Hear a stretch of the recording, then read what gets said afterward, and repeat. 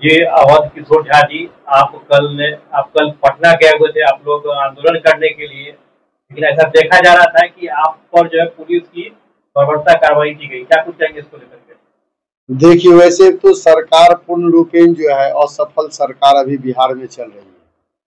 यह सरकार लाठी तंत्र से चल रही है, अफसरशाही से चल रही है और भ्रष्टाचार में जो है बिल्कुल संलिप्त होकर के सरकार चलाने के काम कर रही है। सरकार के द्वारा जनता से जो वादा किया जाता है उस वादे को पूरा करने का कोई मतलब वो रखते नहीं। ऐसे में प्रशांत जी के द्वारा कल जो है विधानसभा के घेराव का जो है कार्यक्रम रखा गया था, जिसमें हम सभी बिहार के जितने भी सिर्फ प्रतिनिधि हैं, भावी प्रत्याशी हैं, सबने जाकर के लगभग हजारों की संख्या में जन स्वराजियों ने जाकर के वहां विधानसभा घेरने का काम किया है। जिस तरह से कार्रवाई वहाँ देखी गई, क्या लगता है सरकार डर गई है? जब जब सरकार डरती है तब तब वो लाठी चलाती है। ये सरकार बिल्कुल डरी हुई है। जितने भी पार्टियां हैं अभी बिहार के अंतर्गत, बिहार के अंदर जितने भी पार्टी हैं, लगभग सारे पार्टी जो है वो डरे हुए हैं। प्रशांत जी का जो अभी कैंपेनिंग चल रहा है, बिहार बदलाव यात्रा जो चल रहा है, उससे जो जनता का जुड़ाव हो रहा है, धीरे धीरे जनता उनसे जुड़ती जा रही है और जनता प्रशांत जी को समझने लगी है कि यही मात्र एक बिहार का सच्चा बेटा है जो बिहार बदलने के संकल्प को पूरा कर सकता है, बाद बाकी कोई नहीं है। इसलिए सारी पार्टी जो है बिहार के अंदर अभी जितनी भी पार्टियां हैं बिल्कुल डरी हुई है, भयभीत है। कल जो शेखपुरा से आप लोगों का काफिला निकला, जिसमें हम लोग मीडिया के माध्यम से ये भी देखे हैं कि हजारों की संख्या में लोग वहाँ पहुंचे थे, जिनपे जो है कल छोड़ा गया, किसी कार्यकर्ता को, किसी को मारा गया, किसी को पीटा गया। तो ये स्थिति क्यों नीतीश कुमार कर रहे हैं? हम लोग करीब 11 साढ़े 11 बजे शेखपुरा हाउस से प्रशांत जी, मनोज वाजपेयी जी जो हमारे प्रदेश अध्यक्ष हैं और भी बहुत सारे गणमान्य नेता जो जन स्वराजी हैं, उसके अलावे कितने लोग यहाँ पे गए? मनीष कश्यप जी हमारे साथ, सिर्फ बेनीपट्टी से हम अपने साथ 18 आदमी से वहां गए हुए थे। 3 गाड़ी स्कॉर्पियो से हम लोग वहां गए थे। बाद बाकी और भी बहुत सारे लोग हैं। हमको लगता है मधुबनी जिला से कम जो है 250-300 आदमी जो है वहां पहुंचा हुआ था, सिर्फ मधुबनी जिला से। ऐसे अंदाजा आप लगा लीजिए पूरे बिहार से कितना आदमी, हजारों की संख्या में जन स्वराजी वहां उपस्थित थे। हम लोग जब धीरे धीरे शांति पूर्वक मार्च करते हुए विधानसभा की ओर बढ़ रहे थे, उसी समय बैरिकेटिंग हवाई अड्डा के पास ही हम लोगों का किया गया। इससे आगे आप लोग नहीं जा सकते। पहले तो जो मार्ग तय था उस मार्ग को कैंसिल किया गया, बोला गया कि आप लोग अगर जाइएगा भी तो हवाई अड्डा वाला मार्ग से जाइए। तो हम लोग उसी मार्ग से शांति पूर्वक जा रहे थे। जब आगे हम लोग हवाई अड्डा से बढ़े तो पुलिस के द्वारा, खास करके महिला पुलिस का जो वहाँ भूमिका था, इतना शर्मनाक था जिसका वर्णन नहीं किया जा सकता। हमको नहीं लगता है कि बिहार के इतिहास में इतनी बदतमीजी जो है आज तक किसी महिला पुलिस के द्वारा किया गया, और महिला पुलिस के द्वारा ही डंडा चार्ज किया गया, जिसमें कई लोग जो है घायल हो गए। पुरुषों के द्वारा सिर्फ ब्रैकेटिंग किया गया, रोका गया, जिसको हम लोग तोड़ करके आगे बढ़ने का काम कर रहे थे। इसी दरमियान इस तरह से लाठी चार्ज की जो घटना है वह जो है वहां पर किया गया। क्या लगता है लाठीचार्ज की जो घटना हुई है वो नियोजित घटना थी? प्रशांत जी आज तक जितने भी कार्यक्रम करते हैं उनका मकसद होता है बिल्कुल शांति ढंग से उस कार्यक्रम को करना। कहीं भी उपद्रवता उसके अंदर वो खुद ही मना कर देते हैं कि अशिष्टता या उपद्रवता नहीं होनी चाहिए। इसके बावजूद जो जिस तरह से नीतीश कुमार लगातार हर आंदोलन को दबाने के लिए लाठी का प्रयोग कर रही है, यह बिल्कुल साबित करता है कि बिल्कुल नीतीश सरकार जो है वो डरी हुई है और प्रशांत जी से भयभीत है। क्या ऐसा तो नहीं लगा नीतीश जी को सत्ता जाने का डर समा रहा है? सत्ता तो हर हाल में जाएगा, उनका सत्ता बचने वाला कहाँ है। उनकी जो वस्तु स्थिति है बिल्कुल दयनीय है। उनको खुद रिजाइन ले लेना चाहिए या सत्ता का मोह त्याग देना चाहिए।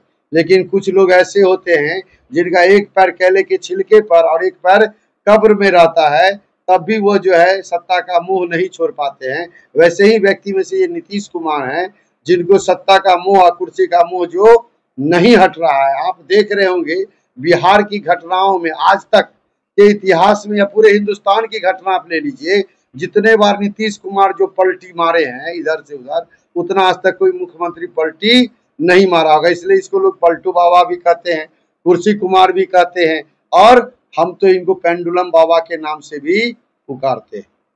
जी, आप बेनीपट्टी विधानसभा से संभावित जन स्वराज के उम्मीदवार हैं, क्या कुछ कहेंगे बेनीपट्टी विधानसभा के लोग को? और क्या लगता है बेनीपट्टी कहाँ विकास में पीछे रह गया?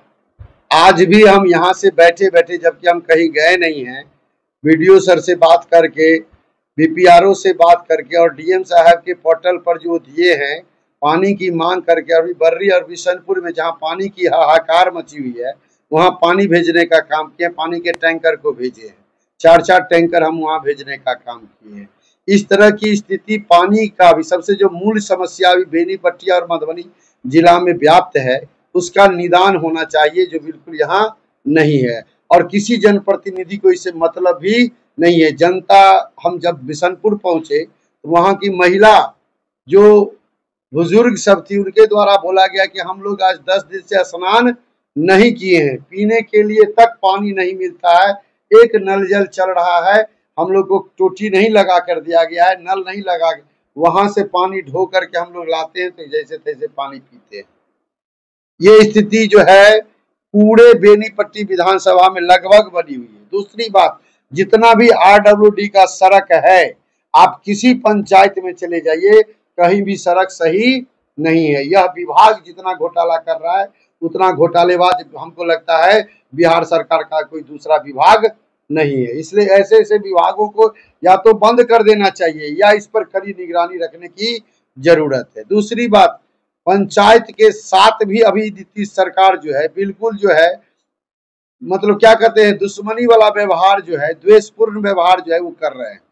आज 23-24 महीना से 15वीं में जो है या कस्टम में थोड़ा थोड़ा रुपया दे करके पैसा देने का काम ये बंद कर चुके हैं, जिसके कारण पंचायत का विकास और कार्य बिल्कुल ही क्या हो चुका है, बाधित हो चुका है। और बदनाम कौन हो रहा है, मुखिया। परेशान कौन हो रहा है, मुखिया। दिन रात जनता का अगर तगादा किसी को सहा जा रहा है तो मुखिया।